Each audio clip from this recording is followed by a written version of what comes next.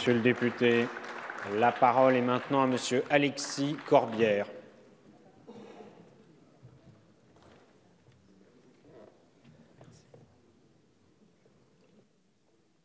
Merci, Monsieur le Président, mes chers collègues, Madame la Ministre, Monsieur le rapporteur. J'irai à l'essentiel et de suite, immédiatement, je donnerai notre position. Nous voterons pour. Nous voterons pour le projet de loi organique qui est proposé.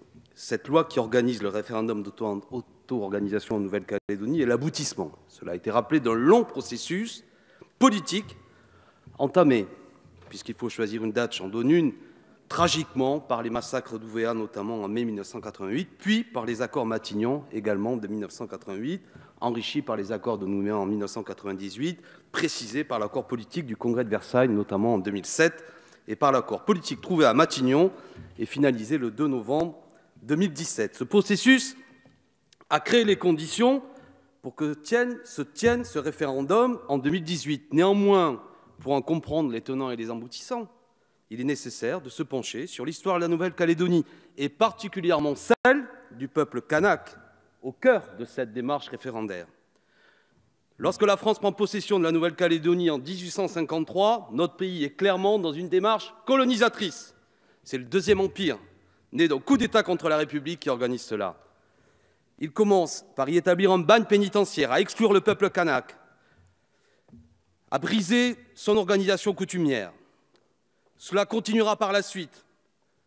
Je rappelle ici que même sous la Troisième République, ce rapport colonial au peuple kanak prendra une forme spectaculaire qui a été souvent évoquée dans la presse et dans quelques ouvrages, celle notamment d'un groupe de 111 kanaks qui, à l'occasion de l'exposition coloniale, seront montrés tels des sauvages, présentés comme des cannibales, puis certains d'entre eux vendus, notamment à un cirque allemand, en échange de crocodiles, ou d'autres qui passeront quelques mois au jardin d'acclimatation. Cela amènera à une situation où, en 1953, lorsque le petit Larousse donnera une définition du peuple kanak, il mettra le commentaire suivant « ethnie en voie de disparition ».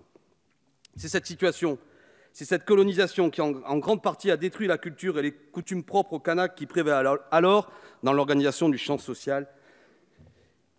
Les populations européennes sont venues s'installer en Nouvelle-Calédonie, cela a été rappelé. Ensemble, tant bien que mal, ces populations ont mis en valeur un territoire néo-calédonien et jetèrent les bases de son développement. Aujourd'hui, sur 260 000 habitants, les Kanaks représentent 40% de la population.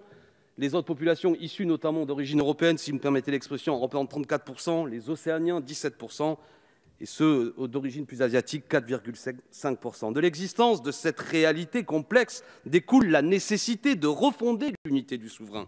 C'est le sens civique de l'œuvre décolonisatrice que nous avons à entreprendre désormais.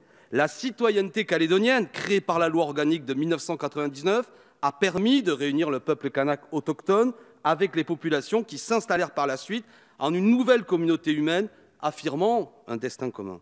Il s'agit de refonder le contrat social entre les communautés qui vivent en Nouvelle-Calédonie et de partager une souveraineté avec la France. Néanmoins, le préambule de l'accord de Nouméa affirme la nécessité de prendre spécifiquement en compte l'identité kanak pour qu'elle soit mieux intégrée dans l'organisation politique et sociale de la Nouvelle-Calédonie. En 2018, mon groupe soutient ce processus d'autodétermination qui doit se dérouler de manière concertée, de manière pacifique et légitime. Nous soutenons donc, je l'ai dit, ce projet de loi. Celui-ci transpose en disposition législative l'accord politique trouvé entre les parties prenantes indépendantistes et non indépendantistes le 2 novembre 2017 à Matignon, et ce afin d'assurer la pleine légalité et la légitimité du futur scrutin, afin qu'il soit accepté par tous. Nous sommes d'accord avec la volonté de réduire le plus possible l'abstention lors de ce scrutin démocratiquement crucial, en inscrivant d'office tous les électeurs qui ne le sont pas encore sur les listes électorales générales et spéciales pour ce référendum. Cette première disposition permet d'adjoindre 11 000 personnes de plus, 7 000 Kanaks et 4 000 Caldoches, comme on dit, à ce processus démocratique. Nous approuvons également l'élargissement du corps électoral avec l'inscription d'office sur la liste électorale spéciale pour la consultation des catégories de population légitimement concernées par le référendum. Il s'agit des natifs de l'île ayant le centre de leurs intérêts matériels et moraux. Nous soutenons donc, j'insiste, ce projet de loi car il est l'aboutissement d'un processus de décolonisation initié dans un esprit républicain commun par les différentes parties prenantes de l'accord de Nouméa. Nous y sommes favorables Et ce doit être le moyen de refonder un lien social durable entre les communautés et les populations qui vivent en Nouvelle-Calédonie. Nous sentons également le poids de l'histoire sur nos épaules. Ce scrutin sera le premier scrutin d'autodétermination organisé par la France depuis la décolonisation de Djibouti en 1977. La Nouvelle-Calédonie étant inscrite depuis 1986 sur la liste établie par l'ONU des territoires à décoloniser.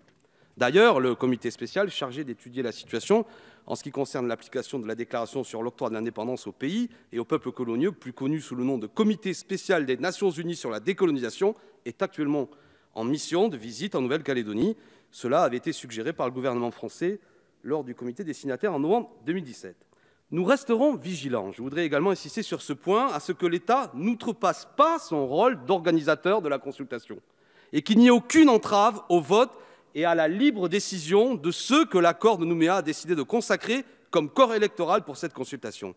Dans cette optique, je vous tiens à avoir un rapport franc avec vous, monsieur le rapporteur. Nous considérons comme malvenue l'expression personnelle du président de la mission d'information sur l'avenir institutionnel de la Nouvelle-Calédonie.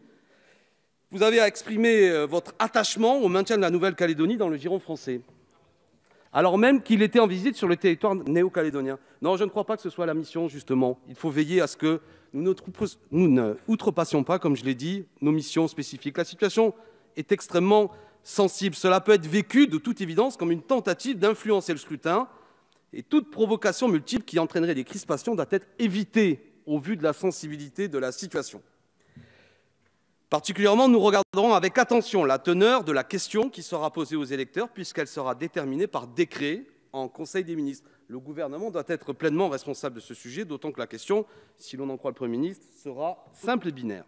Le Conseil d'État a estimé que les délais entre l'adoption de cette loi organique et la tenue de la consultation, qui aura lieu au plus tard en novembre 2018, je le cite, sont particulièrement tendus. Il ne faut pas que la précipitation vienne entraver à la bonne tenue du scrutin. Pour conclure, je voudrais, car c'est important, rappeler actuellement les inégalités persistantes en Nouvelle-Calédonie. Là-bas, les écarts de richesse, les privilèges de certains, les injustices sont encore bien réels et très mal ressentis. La colonisation a structuré une économie calédonienne à deux vitesses, pour ne pas dire pire, basée sur de fortes inégalités, notamment dans le domaine éducatif. Certes, depuis 1989, la politique dite de rééquilibrage concédée par la France en matière d'infrastructures, de transport, de santé a permis une généralisation encore balbutiante de l'accès au baccalauréat et à l'élévation du niveau d'études élevé. Mais depuis 2009, les inégalités ethniques entre Kanaks et non-Kanaks persistent, mesurables notamment en raison de la possibilité de statistiques ethniques autorisées pour la Nouvelle-Calédonie. Et ainsi, en 2014, date du dernier recensement, on a pu observer que 36% des Kanaks âgés de 15 à 64 ans étaient sans diplôme, contre 17% pour les non-Kanaks. 5% des Kanaks ont obtenu un diplôme du supérieur, contre 28% des autres. Dit autrement, un non-Kanak a 8,3 fois plus de chances qu'un Kanak d'être diplômé du supérieur. Voilà, les Kanaks sont ainsi discriminés dans l'accès au logement. Une étude de la Ligue des droits de l'homme a même montré une discrimination dans l'accès de boîtes de nuit à Nouméa. Nous espérons donc que ce référendum d'autodétermination permette de progresser sur le chemin de l'égalité démocratique en Nouvelle-Calédonie et qu'il sera peut-être le début de la résorption des inégalités économiques et sociales entre les différentes communautés de l'île. Ce référendum doit être l'occasion d'une avancée vers les idéaux des Lumières, vers l'idéal républicain et la rupture nette avec l'hideuse caricature colonialiste qu'a pu connaître l'île. Voilà, je termine mon intervention en rappelant quelques noms, ils ont été évoqués pour certains, mais je veux saluer la mémoire de M. Jean-Marie Tjibaou, Yewene et également M. Éloi Machero, qui a permis qu'aujourd'hui que nous arrivions à ce processus, je l'espère démocratique, qui permettra de redonner sa pleine disposition au peuple kanak et aux habitants de cette île pour qu'ils maîtrisent et qu'ils décident de ce qu'ils feront demain. Merci. Merci.